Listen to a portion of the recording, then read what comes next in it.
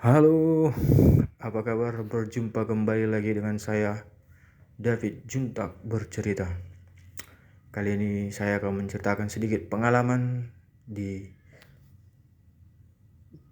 saya selama pernah bekerja di Batam ya. Termasuk ya mungkin atasan-atasan ataupun sistem bagi penggajiannya seperti apa. Hati-hati kalau bekerja di Batam, khususnya di galangan-galangan ataupun konstruksi kapal khususnya kapal-kapal yang tidak jelas proyek-proyeknya, seperti pembuatan kapal tongkang itu terkadang duitnya walaupun tidak semua tapi harus benar-benar jeli dalam memperhatikan bagaimana sistem penggajiannya ataupun pengupahannya, siapa yang akan mengupah kita, itu harus jelas sebelum kita bekerja. Karena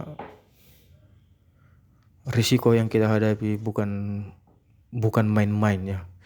Mulai dari risiko jangka panjang juga ada, termasuk dari gangguan-gangguan pendengaran mungkin bisa terjadi kalau rutinitas kita bekerja di lapangan bagian konstruksi kapal. Jadi harus berhati-hati. Terkhusus di video ini memang tidak semuanya kapal ya, tapi ini hanya untuk supaya menemani suara saya sembari menyampaikan informasi. Bekerja di konstruksi perkapalan itu bukanlah sebuah hal yang bisa dianggap gampang. Secepat pekerjaan-pekerjaan yang lain bisa kita kuasai, tidak. Namun sebelum memulai pekerjaan di konstruksi kapal, sebaiknya jangan berusaha untuk pandai melakukan atau membuat hati atasan kita senang, tetapi usahakan dulu bekerja dengan nyaman di tempat di area kita bekerja, mengenal lingkungan pekerjaan kita, memperhatikan sudut ke sudut tempat area pengerjaan ataupun pekerjaan kita, agar apabila sesuatu terjadi yang emergensi itu terjadi, kita dapat mengevakuasi diri kita sendiri terlebih dahulu dan bisa juga membantu teman-teman kita yang lain. Jangan pernah bersembunyi di dalam. Mungkin Anda merasa lelah ketika melakukan pekerjaan di dalam kapal atau di area-area tertentu. Namun ketika Anda lelah, Anda mulai mencari tempat yang menurut Anda itu nyaman untuk Anda bersembunyi, sekalian mengulur-ulur waktu Anda. Tetapi itu adalah hal yang atau kebiasaan yang tidak baik, karena ketika Anda bersembunyi tidak ada rekan Anda yang tahu, itu akan berakibat fatal.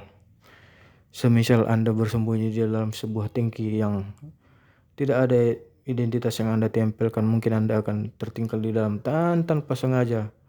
Kru ataupun orang-orang yang berwenang di kapal akan menutup tempat di mana Anda bersembunyi itu. Bukan sengaja, sebab sudah ada beberapa kasus yang ditunggu-tunggu keluarganya tidak pulang-pulang ke rumah, namun setelah diselidiki mirisnya atau naasnya itu sudah dalam kondisi tidak bernyawa. Perhatikan lingkungan pekerjaan Anda, alat-alat termasuk alat yang bertekanan arus tinggi maupun rendah.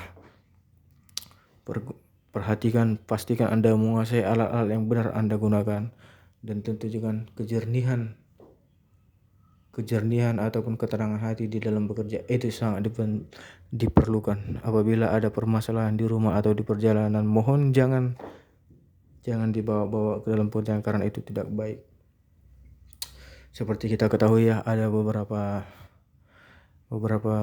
mungkin tidak lebih dari hampir 2 bulan yang lalu ada insiden sebuah tangki kapal di kawasan Tanjung Uncang itu meledak ya.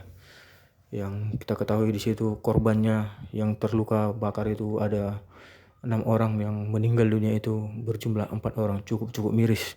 Dimana kita ketahui salah satu yang di situ adalah seseorang yang menurut informasi yang beredar dia itu baru selesai kuliah, namun mungkin dia sudah mentok, dia tidak tahu ingin melakukan kegiatan apa-apa sehingga dia mengambil pekerjaan itu dengan niat hati yang jujur, apapun dikerjakan meskipun menjadi kuli atau buruh kasar, yang penting tetap bekerja tanpa memandang statusnya sebagai lulusan sarjana ya. Namun sangat disayangkan di saat itu juga dia kehilangan nyawanya. Teman-teman, semua barang yang kita kerjakan itu ada asuransinya. Apabila itu terjadi kerusakan atau semacamnya itu ada asuransinya, tetapi nyawa kita tidak ada yang dapat menggantikannya. Usahakanlah cintai dirimu terlebih dahulu, baru kemudian pekerjaanmu. Bekerjalah dengan selamat, perhatikan sekitaranmu karena keluarga menunggu di rumah. Sebab nyawa kita ini tidak apa-apanya di perusahaan.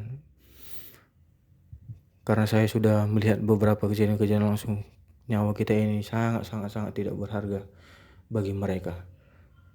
Sebagian hanya formalitas saja mengatakan safety, namun pada dasarnya progreslah yang diutamakan mereka sehingga mengabaikan keselamatan pekerjaan.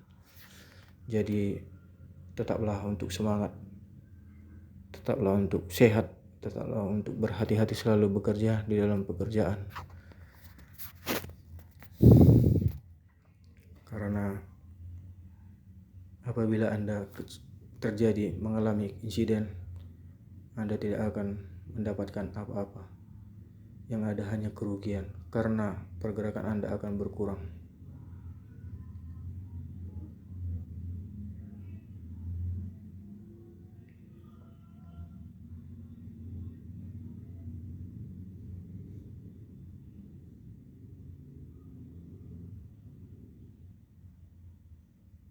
Terima kasih. Jangan lupa like, tolong subscribe dan komen. Sampai jumpa di waktu yang akan datang dan di cerita yang berikutnya. Terima kasih.